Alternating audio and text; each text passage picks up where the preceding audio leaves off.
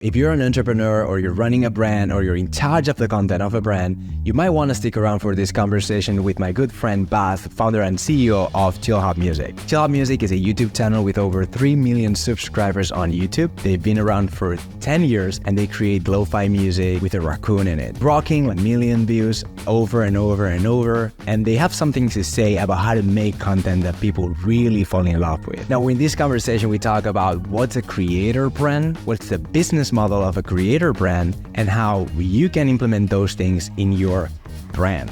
Also, this podcast episode is brought to you thanks to my friends at Riverside, and I'll talk more about this later.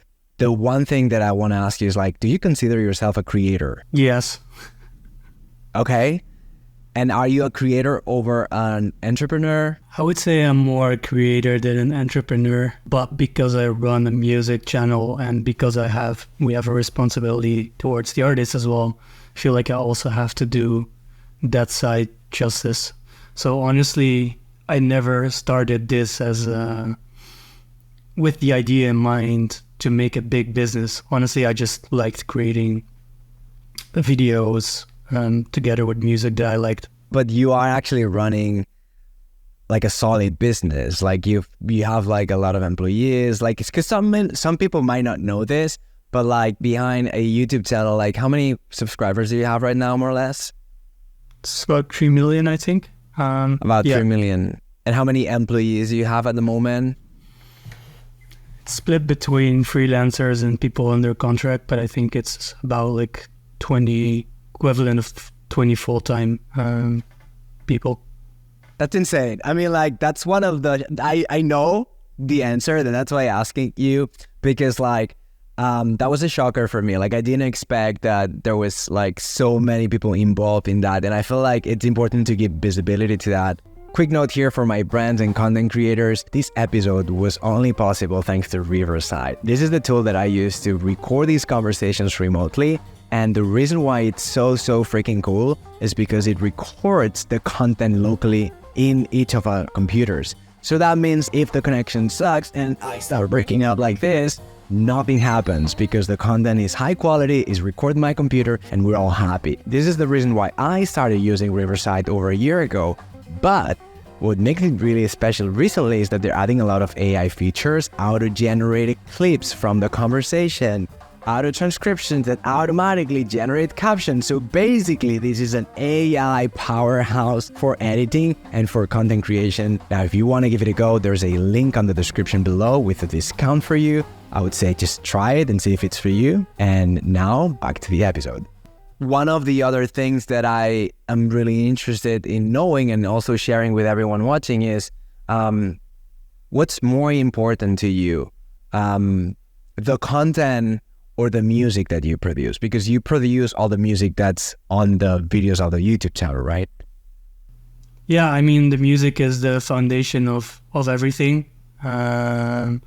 So without the music, the channel wouldn't be there.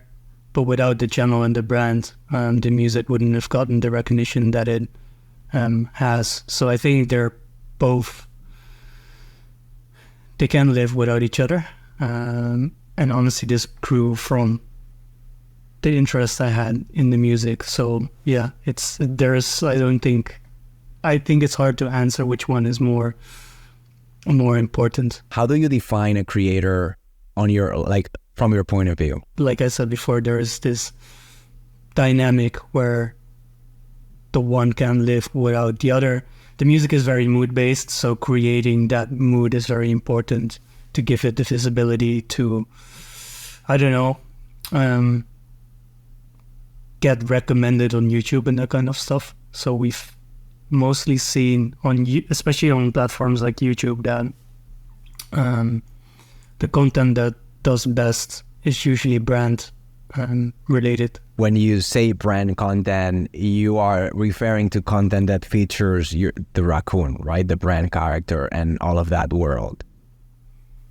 Yeah, pretty much. I mean, there's a few videos from the past, mixes that have done really well, that don't necessarily feature the raccoon because the raccoon wasn't there, and it was mostly just wouldn't say it was a stock photo, but it was like photos of a photographer in San Francisco, I think, and they did really well. But I think what does well is like packages of different types of music, really curated. Okay. And so when it comes to the business model and the way you've created this business, can you tell me a bit of like how is the business structure?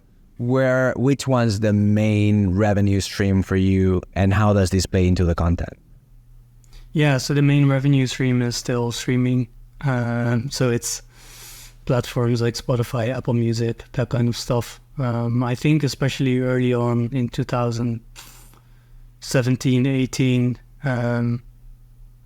when we started the label, I think there weren't a lot of other labels on like Spotify and that kind of stuff. So we really utilized our YouTube channel to drive traffic to our Spotify playlists, which then grew pretty fast. I think Spotify at that point still didn't really like fill up the whole platform just with their own playlists, which is different now. So that gave us a good kind of boost. So let's say you post a new video and then you get like 1 million views on average, or like that would be more or less the expectation, and then that drives traffic to the streams on Spotify. And so I feel like that's a very interesting business model where you actually, because you're set up as a creator, you get like some revenue from like AdSense and YouTube, but then your actual like business, like the main revenue comes from the music itself, right? And the fact that you like just told me like we cannot separate the content and the music, it's part of the same thing. I hear more and more companies talk in those terms when it comes to their product, and I feel like that's what I'm starting to think, that's like a creator brand. So it's a company that doesn't think of their product as the marketing. The videos as the marketing, or like the content is not the marketing, is actually the product. So how do you think about not just YouTube but other platforms like Instagram? And I know you've played a little bit on TikTok. Do you have the same approach, or do you have a different approach, or like what are your thoughts on that? Yeah, I think like we have the same approach. I mean, the product is the marketing basically, because I mean, when it comes to marketing, you can get very into the details and do ads and that kind of stuff. But I think if you have good content, it's the platform's kind of job, and that's what they focus on, is to recommend stuff that people like to other people. So basically, if you create good stuff, there's a bigger chance at least that it will reach a lot of people.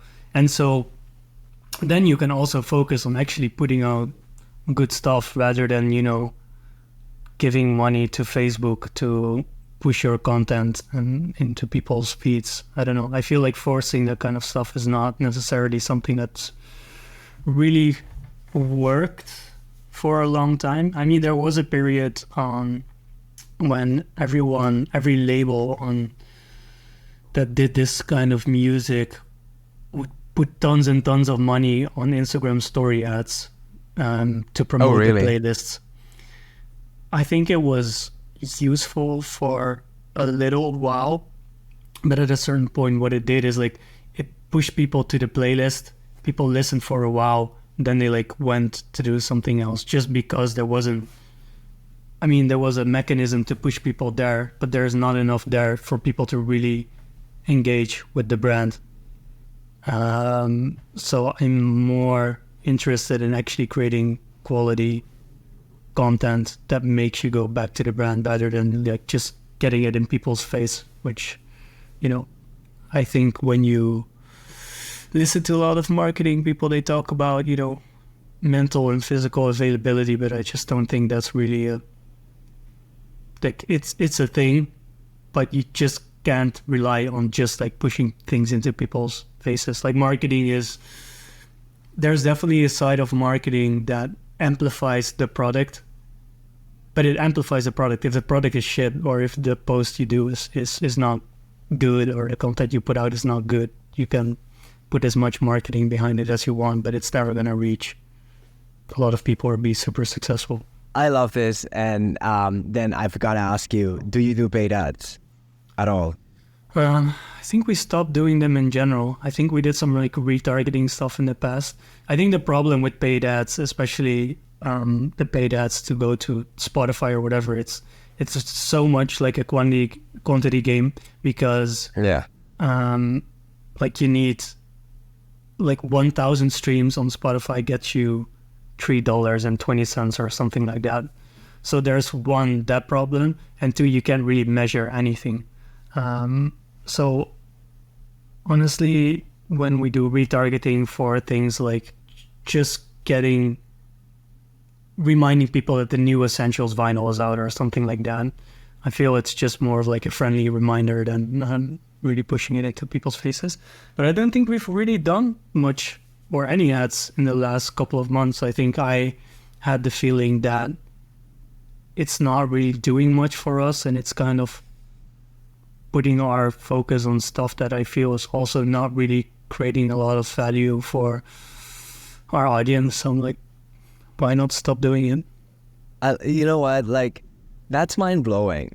Like, that's insane. Like, because you're not the first, let's just establish creator brand that I've worked with or talked with that says the same thing. It's like, yeah, we've been doing some ads in the past, but like it's not really working for us, because why would we pay for ads when we have like this massive like pool of attention that we can like work with and leverage and grow and all of that? And I feel like in your context, and you're coming from YouTube, blah, blah, blah, it makes sense. But for the traditional brand, that's like unheard of, that you can maintain a business like running every month without spending money in buying attention. Like, do you think this is something, because I know we've worked together, and like I know you're very savvy when it comes to marketing and you understand SEO, and we had very interesting and in-depth conversations about brand strategy and like marketing. Do you think that business model that you have is something that your average brand can strive to achieve working on the organic content? Or do you believe that this is more something that, you know, worked for you but doesn't necessarily apply to other brands or other niches? Depends on what kind of brand you have, but I think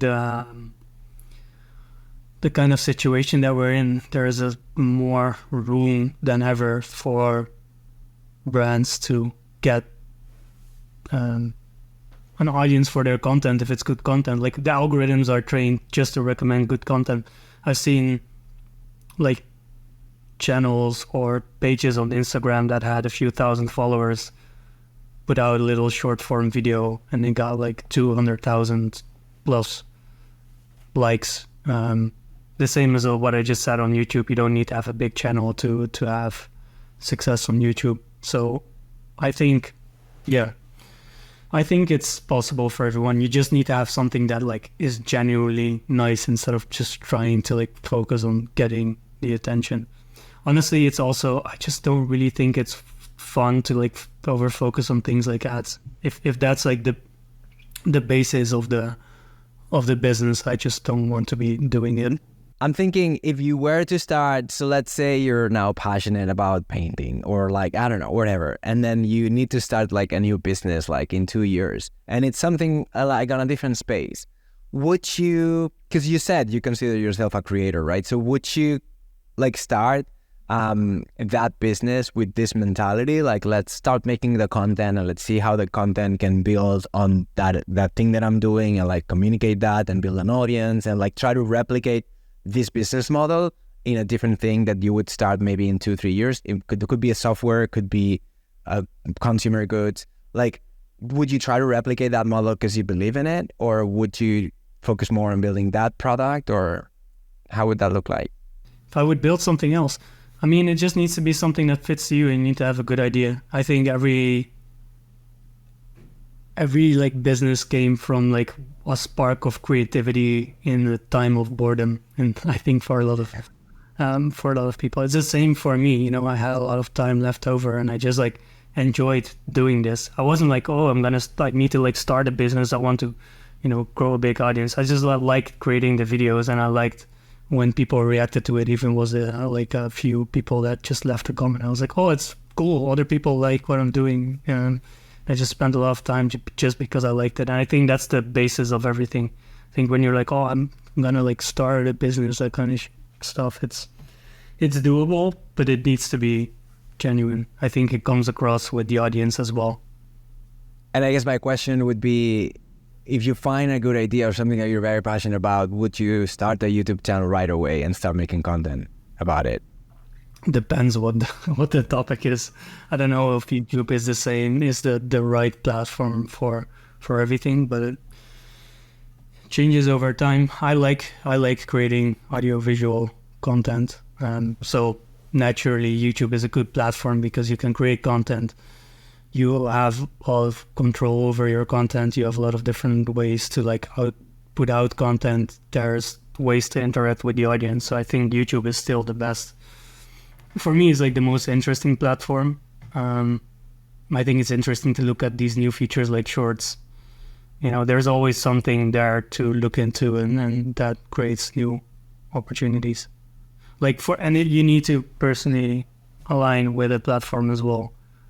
TikTok I haven't just aligned with. I mean, you've told me a couple of times to get on it, and I've spent some time on it. I just don't really, maybe it's just not for me, right? There's a lot of content. Maybe I have to, you know, find the algorithm needs to figure me out, but I just get like anxious of the platform, like when I go on TikTok. So just like maybe the platforms that I used to work with are the ones that fit me best. Maybe I'm getting old as well. Don't know. I don't think you're getting old. But I think what's interesting here, you brought something very interesting. It's like TikTok gives you anxiety, and I think a lot of people might resonate with that. And I think the reason is because TikTok hijacks your will, and all of a sudden you're scrolling because the algorithms got so good at recommending you stuff. Retention, obviously we know like retention is the one thing that will get you the views. If you have good retention, the algorithm will distribute your content. When you're creating content, how does this idea of building for the algorithm and packaging and the titles of the videos, the thumbnails, and trying to think about retention, how does this determine your creative direction when it comes to like putting out and creating this content that you do? I think my team always hates me because when we put out a new mix, I want it to be having titles that, you know, are optimized for SEO, but I also don't want to have titles that are just like bland and just for SEO. So I want it to have creative integrity or brand integrity, but at the same, so like brand integrity is like number one. I wouldn't just put out a mix and just fill it just with SEO terms. But then secondly, I also want to optimize it. So there's like, it's always like this fight. It's like, you know, this name it might work, but it just sounds stupid. So it's just, you know, I never want to get into a place where the algorithm just forces me to do stuff that I really don't stand behind. If I get to that point, I'd rather just, you know, close my business because I feel like then I just don't have anything to add. And I didn't get into this to just, you know, make money or just do this as long as possible, regardless of the things we put out. Do this because I'm happy to put out stuff that I stand behind and I'm happy with. And if I can't do that just because of the algorithm, then it's time to find something new. So, you know, we were definitely taking into account the algorithm, but I think the algorithm, at least at this point, is still allowing us to do stuff that I like doing. I love this. Like, actually, that's one of the reasons why I like working with you, because of that, like that passion, like that integrity for like the things that you believe in. And honestly, I feel like that's a real problem that a lot of creators struggle with, like on daily basis. I don't know if you've seen like some of these top creators that will get so good, they'll become so good at creating certain formula that works really well that they get trapped in like their own format that they've created, like the Erags of the world, or like the Mr. Beast. Like they cannot go out of this format because, like, I mean, they can innovate, but like the thing that works is the thing that works, and the algorithm is recommending that, and you're getting the views and you're getting the money. And like at some point, how do you break through that? And some of them are creating secondary channels as like a creative outlet for them to like express the things that they don't think fit on the main channel. Do you see this like as an option, or like where is the line between making the algorithm happy, making yourself happy, or actually creating something that you think has inherent like creative value? I don't want to spend the majority of my time on stuff that I don't like doing. I think it's scary because people get addicted to growth. People get addicted to like big numbers. And I think people get scared when they try something else and they're like, oh yeah, didn't get the numbers we had before. And I think it kind of destroys creativity in a way as well. So, I mean, people have like, you know, their livelihood to think about, making enough money to pay the bills, sustaining a long-term business. So that's something definitely to keep in mind. But yeah, definitely kills creativity because people get scared to take a step back, or they get used to, you know, I think that's the danger as well. It's like if you have, as an artist, for example, one big hit, you'll always try to just recreate that, and everything you do afterwards that doesn't get those numbers, you might like grow a little bit of a thicker skin, but you'll always be like, oh, why didn't it get, you know, you'll always be disappointed in a way. So people, to protect themselves, just continue things the way they do. And like, yeah, you can create secondary channels, but which is like, if it's a creative outlet, will the quality of that content be as good as it would be when you wouldn't also spend a lot of time on the main channel, right? I think that's something interesting to keep into account. Like, we tried a lot of different stuff, and I think a lot of stuff failed just because we didn't have the attention to spend enough time on it to really make it successful. Navigating that, like, I call it the creator dilemma, where like, are you creating for yourself, creating for the algorithm? And I think like what I think interesting from you is like you draw the line as like, what do I feel comfortable with, right? Like what feels right for me as someone that's responsible for what this brand is putting out, right? Yeah, I mean, yeah. So what I think is really great, and people I really respect, is, for example, bands or artists that do something completely different than their last album, and they just put themselves out there. And if they manage to even make that successful, that's great. I think it's scary. There's a lot of things on the line, even for our brand, right? So we have responsibility towards the artists to create revenue for their releases.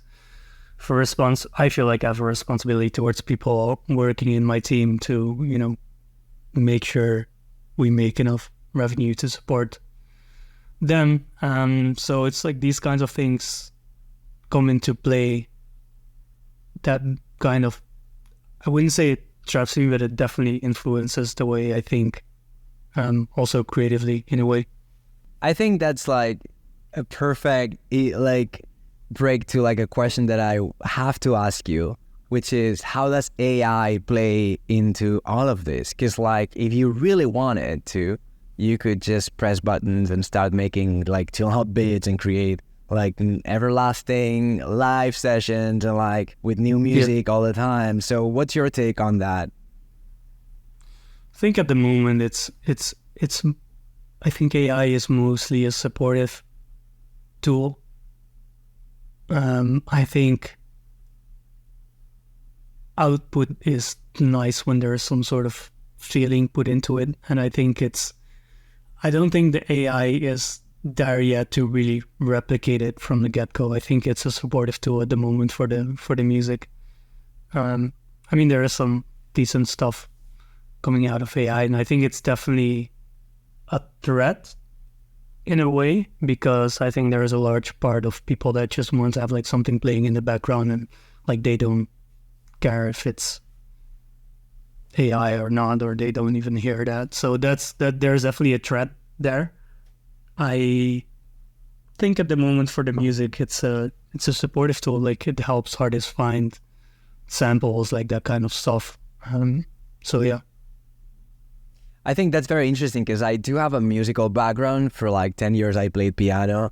But like if I'm listening to like Chillhop, for example, in the background, I think if you would slide an AI track or something, I don't think I would notice. Yeah, that's the issue. Right. So I think on the flip side, I think that because of this, the whole human experience when it comes to content, like a conversation like this, like you and I are having here, or like a creator going out and recording on the street, sharing their culture, sharing their point of view as a human. Like I think this idea of the human experience, or even like music that's like played live or recorded live, like I think all of these experiences are gonna increase in value, and all these other more replicable like experiences that can be done with AI will devaluate. So I think you have something in this idea of like trying to protect the artist, building relationships with artists. But I was just curious to see, like, how do you see the next 3 years, 5 years, and how that would like play into the stuff that you're doing and whatnot? I think the audience will get divided. Like the audience that doesn't hear the difference or doesn't care, like we lost them. Like we shouldn't try to compete with any of that, because if we try to compete with something that's infinite, that inherently defeats the point why we're there. So yeah, I wouldn't compete with that, but definitely there is an audience that cares, which is also why, you know, when it comes to our brand and the raccoon and stuff, I'm pretty adamant on like personality, how it comes across, that kind of stuff. Because if it's too cookie cutter, too neutral, I feel like it's very, that's, it feels like AI. And I just see the value of like the more storytelling approach you're taking with the raccoon, and like giving it more personality, and like more like wittiness, more character. Because like also when you think about this idea of like music becoming a commodity that a software can literally generate real time, some people will like really appreciate that. But you know, you having this opportunity with your media and the IP to bring stories, to tap into like bigger conversations, I think it's very interesting. And I think that applies to literally every single brand putting out content, because like the talking heads, the news, the information is already a commodity, and it will become even like more so. And so I feel like this idea of like, how can brands tap into the human experience? How can brands enhance the human experience, provide more of that, as opposed to more volume, more content, more information, more education? Like, you know what I mean? Like tapping into that human experience, I think is what can make a difference. And with what you're doing, I think, yeah, there's like a massive opportunity, even though maybe we're not seeing a human. We're seeing a cartoon of a raccoon, but maybe you are behind that raccoon. Yeah, I mean, it creates a challenge because, you know, with all of these platforms pushing just for more and more and more content, I think there is a push for commoditization of stuff. I think a good sign is when you listen to music, or like often music is better when, you know, people are in like a very emotional period when they make stuff. A lot of artists make their best stuff when they're in the shittiest period of their life, or really like sad or that kind of stuff. So I think it's good that that kind of emotion creates something unique that people link with. And I think that's a little bit harder to create with AI. With the brand, I think as well, I think I'm happy that we created a central character that is uniquely us. I mean, there's a lot of channels after us, and also before us that created like these mascots or characters. But yeah, there's a difference in like how recognizable and memorable they are. I think that's a really great way to end this conversation. Is there anything else you want to share that I didn't ask you or that you want to share with people listening? Not really. I think for creators, I think it's just important to always keep in, like, not get lost in all of the algorithms and the details and that kind of stuff, and just, try and stay as close to yourself as possible. And if you're not able to do that, will it really make you happy in the long run? I remember when I first started the YouTube channel, I would really like nerd out like crazy on analytics. Every day I would like check the statistics. That kind of stuff like wears off after a while, and then you just look back at what you did, what you spent, years on, and you still need to be happy with, what you provide to people. That's why content is such a foundational thing for any brand, because you can see when you start thinking as a creator brand and start implementing those strategies, magic happens. And I guess you might be wondering now, well, am I ready for this? Do I have the skills? If I don't, do I partner with an influencer? Do I need to find a social media creator? Like, what is the deal? And I had those questions also myself to be able to recommend stuff when I work with friends. So I jumped on a call with Dot Lung, the mother of social dragons. She's been in this for like 10, 15 years, and she gave me a lot of answers. So the episode is right here. I recommend you check it out to get in the first steps of like working and collaborating with creators.